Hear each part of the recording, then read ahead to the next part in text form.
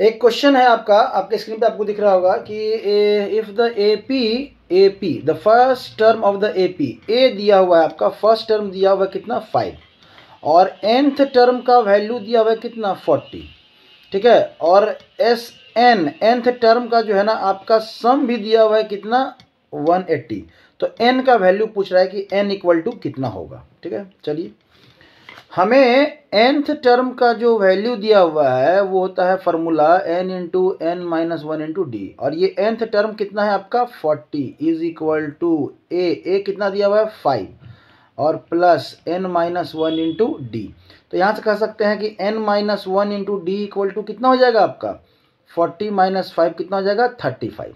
कोई दिक्कत? चलिए अब है कि सम दिया हुआ है, सम कितना दिया हुआ है 180 दिया हुआ है, तो एस एन इक्वल टू आपका n/2 और यहाँ पे 2 इंटू ए हो जाएगा 5 plus n minus one into कितना हो जाएगा आपका d।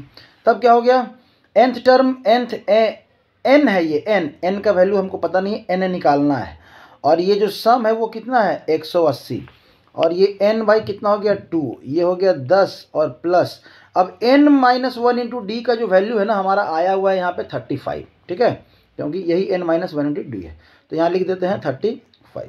तो यहाँ कह सकते हैं कि अगर इधर कर दे तो 360 हो जाएगा इक्वल टू n, और यहाँ पे 45 हो जाएगा, तो ये n इक्वल टू कितना हो जाएगा 360 अपॉन 45। तो ये अगर 9 से काटे 9 5 जा 4 जा और ये 8, मतलब 8n जो हो गया आपका क्या हो गया 8 हो गया, n का वैल्यू कितना हो गया 8। तो इस तरह से बना लेंगे, समझ में आया?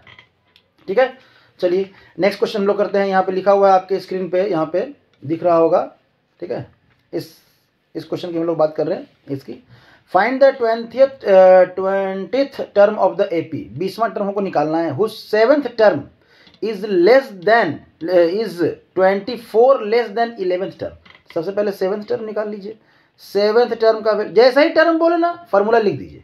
ठीक है, तो 7 टर्म का तो a plus n minus one into d, चूँकि 7th टर्म हमको पता है तो a plus 7 minus one into d, तो ये हो जाएगा आपका जो 7th है वो कितना हो जाएगा a प्लस आपका 6d।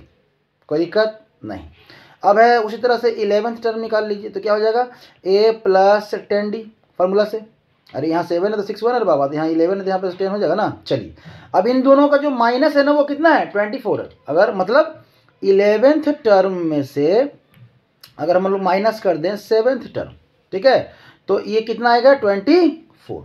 समझ में आ रहा है? ये दिया हुआ है आपको क्वेश्चन में। ठीक है, और क्या लिखा है द फर्स्ट टर्म बिगिंस 12। अच्छा, पहला टर्म का वैल्यू दिया हुआ है, पहला टर्म का वैल्यू अगर नहीं भी दिया तो अभी कोई दिक्कत हमको है नहीं, यहाँ से ए तो कट ही जाना है।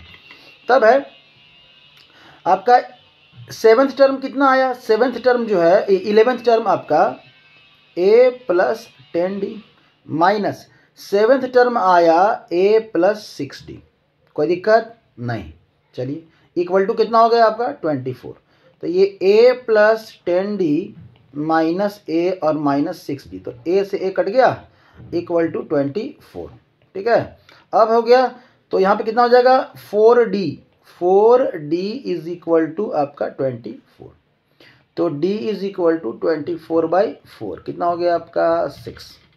ठीक है, अब 6 आ गया, अब 6 आ गया, अब क्या करना है हमको 20वां टर्म का वैल्यू निकालना है। निकाल लीजिए 20th टर्म कितना हो जाएगा, तो a कितना है 12। अब ये 12 का यूज कर सकते हैं। अब कहें सर यहाँ पे नहीं कि आप यहाँ पे लिख भी सकते थे, तो लिखने से वैसे ही कट गया ना, तो क्या जरूरी है आपको लिखना है यहाँ पे, कोई दिक्कत नहीं है।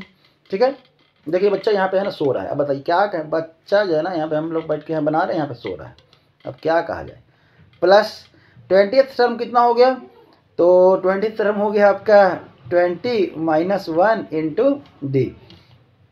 अभी क्या हो गया 12 प्लस यहाँ पे कितना हो जाएगा 19 और डी कितना हो गया आपका 6, तो टर्म कितना हो जाएगा 12 प्लस 4 11। ठीक है, ठीक है, तो ये हो जाएगा आपका, इसमें 12 ऐड कर देंगे तो जो आपका वैल्यू आएगा वो कितना आएगा आपका, जो वैल्यू आएगा एक मिनट, ये 6 ये 2 1 126। समझ में आया? तो इस तरह से एपी इससे ज़्यादा नहीं है, दो फार्मूला है, आप करते रहिए। ऑलमोस्ट लॉन्ग में आपको जाना है तो ऑलमोस्ट वीडियो बन के रखा हुआ है, लास्ट के समय पे इस तरह से आप देखते जाएं, इसी तरह के क्वेश्चंस आएंगे आपको। समझ में आ रहा है? ठीक है, थैंक यू।